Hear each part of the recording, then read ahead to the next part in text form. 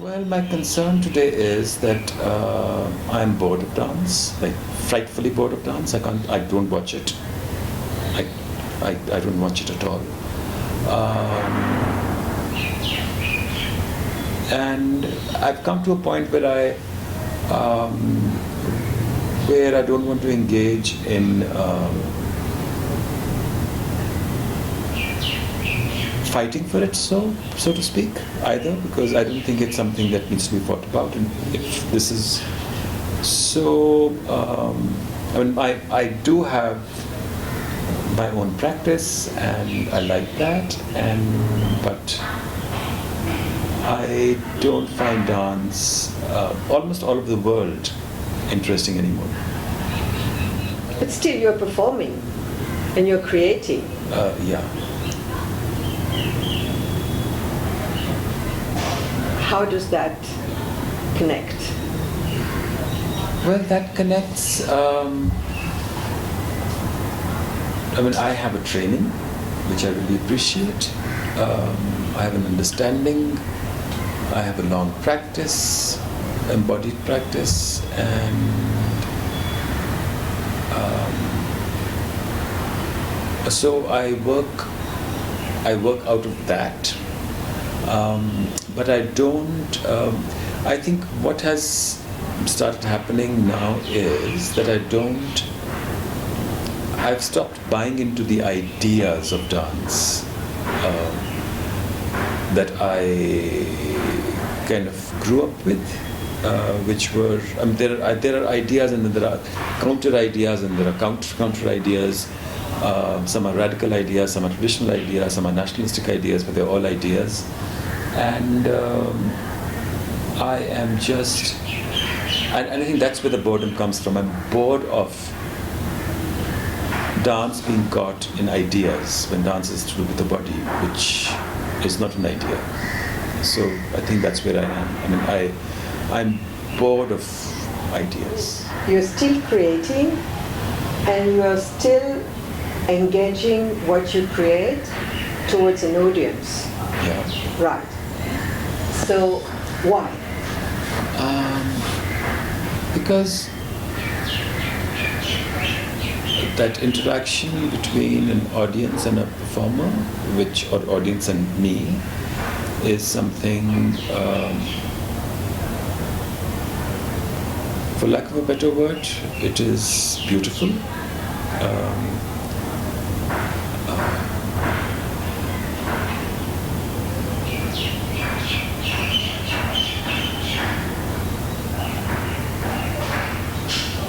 There is something, I don't have the word for it, at least at this point,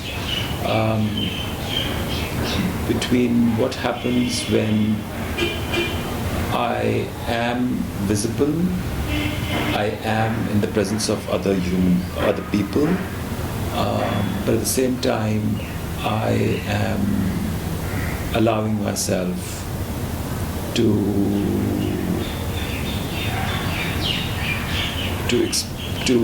delve deeper into my body in very, very private ways. So it's a very private thing, which is also public at the same time.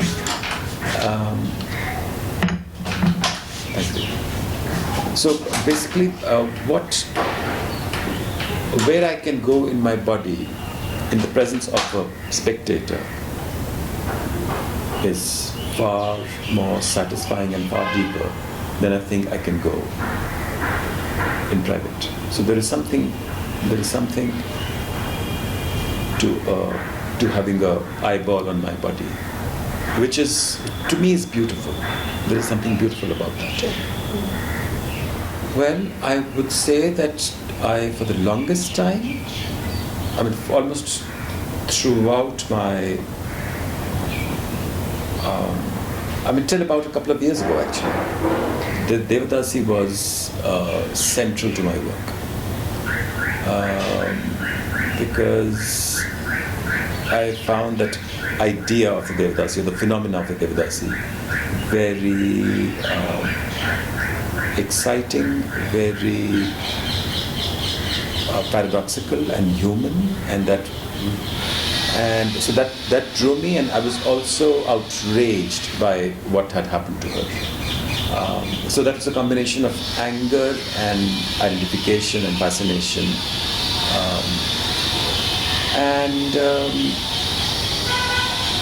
I am not there anymore. It doesn't. I've done my piece. I've said my piece. It doesn't engage me in the same way anymore. It doesn't. It neither outrages me nor fascinates me in the same manner anymore. I mean, I'm still sympathetic to the Devadasi, but.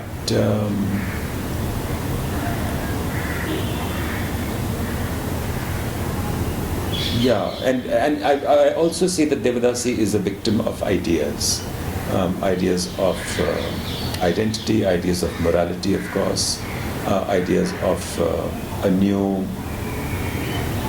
national image of India.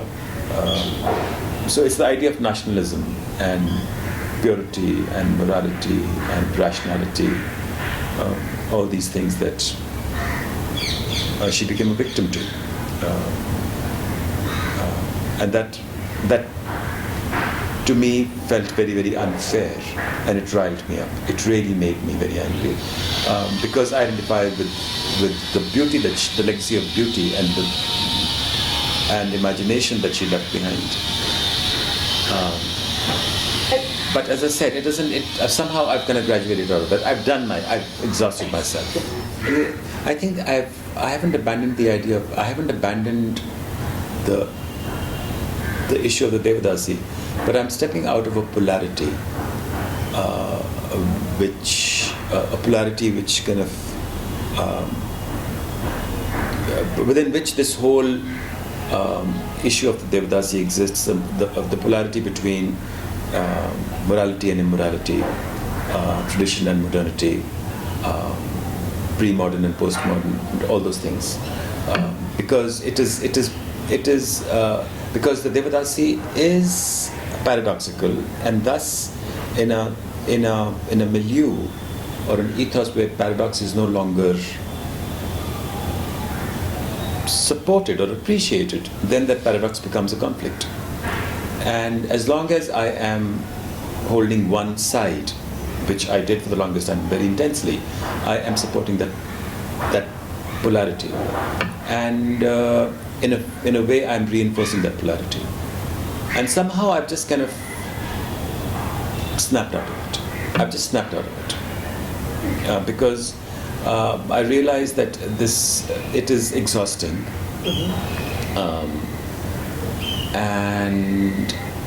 And by taking a polar position,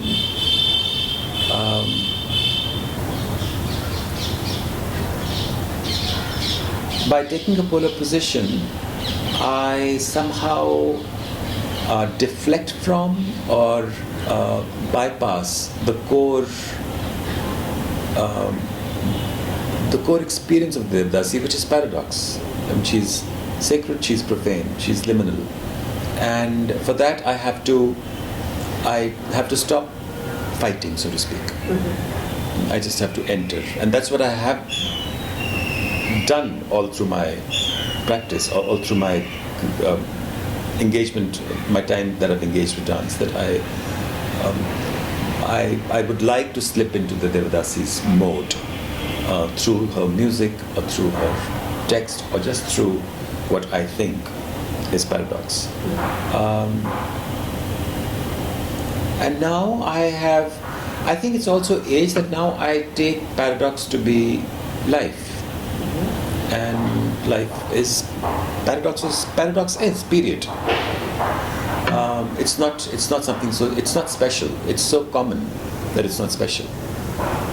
And I find beauty in that. I find meaning in that. I find solace in that. So I don't have to be an advocate for paradox anymore. And I think that's what I was being. I was being an advocate for paradox.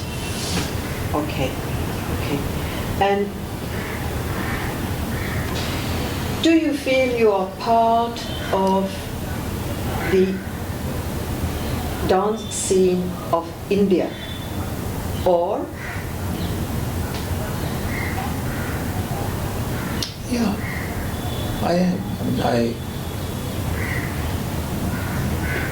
I cannot, how can I not be? you spend a lot of time abroad. Do you teach over there? Yeah. Do you teach I yoga teach. or dance, or what do you teach over there? Both. Both. Dance less. I don't like teaching dance too much, but I do. And when you teach dance, what do you teach? There are times when I've been asked to teach Bharatanatyam, and so I teach that. But I also have my own practice. It's a somatic practice, so I teach that, mainly that. And I won't take too much of your jet No, lag that's okay. time. That's okay. So you seem to have sort of, in a way, retired somehow of the general scene. But how do you see the dance scene today in India? This is my subject. Well, there is more dancing happening than ever before.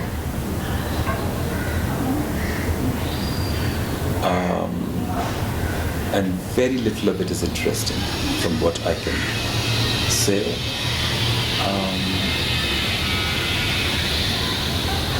I think the one thing that bored me about Indian dance to begin with, and I used to think that was only a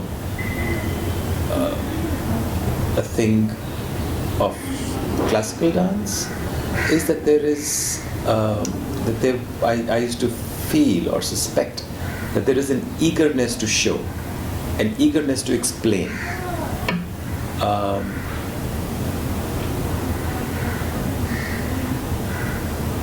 Or an eagerness to be meaningful, or to even be politically correct. And this is how it kind of graduates. And I feel that in some ways this eagerness has multiplied. So in a way, I think the dance is regressing. Because dance or the body is not getting its due and is being subsumed by a concept or an idea.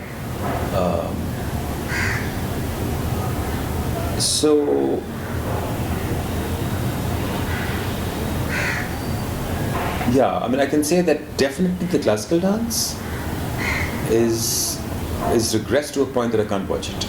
I really cannot watch it.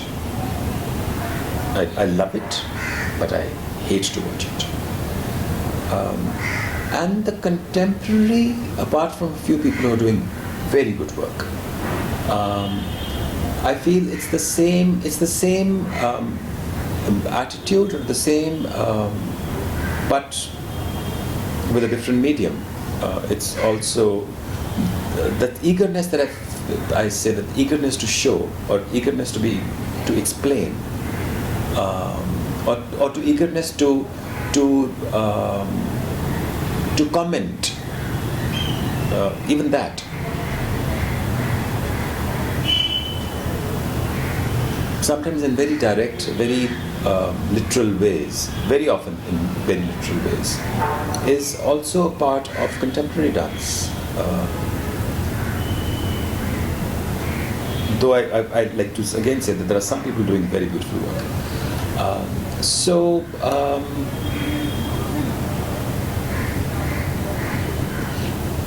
But I must definitely say that I think that I maybe would get to see more exciting work within the contemporary than within the classical. I could be totally wrong, because I don't quite, as I said, I don't watch classical anymore, and I watch the contemporary work. I'm very selective about it, but I do watch, and some of it is pretty good. So the dance scene is a lot is happening. There is a lot of dance happening.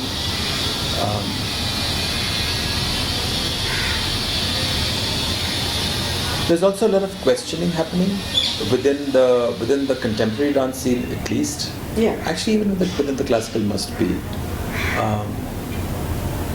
And that questioning is good. I work with very young, I work with young people, like in their 20s, and I find them very exciting.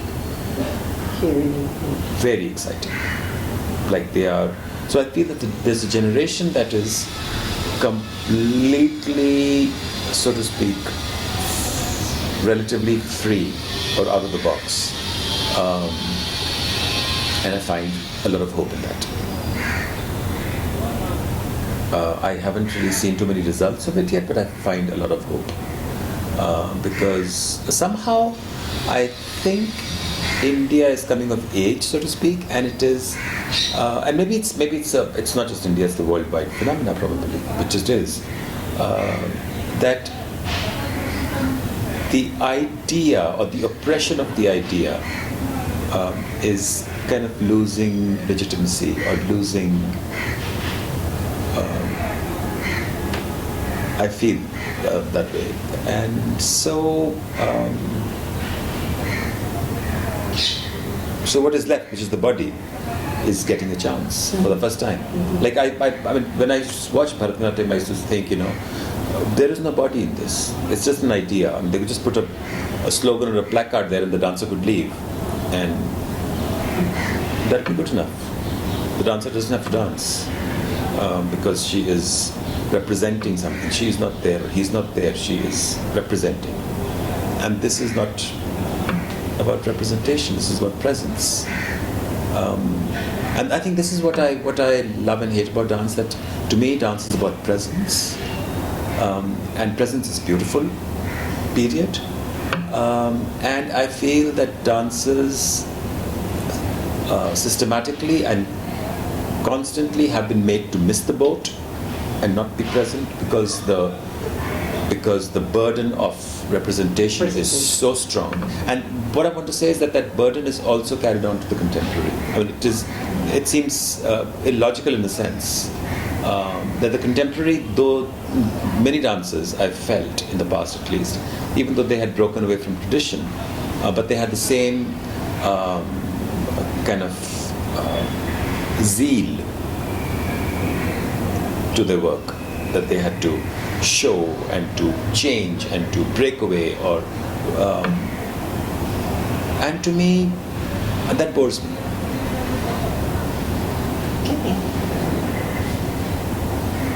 There are some young dancers in the classical field who are very good. I mean, I would say that some of the younger dancers are technically better than. Much better, because the body has has evolved and technique has evolved.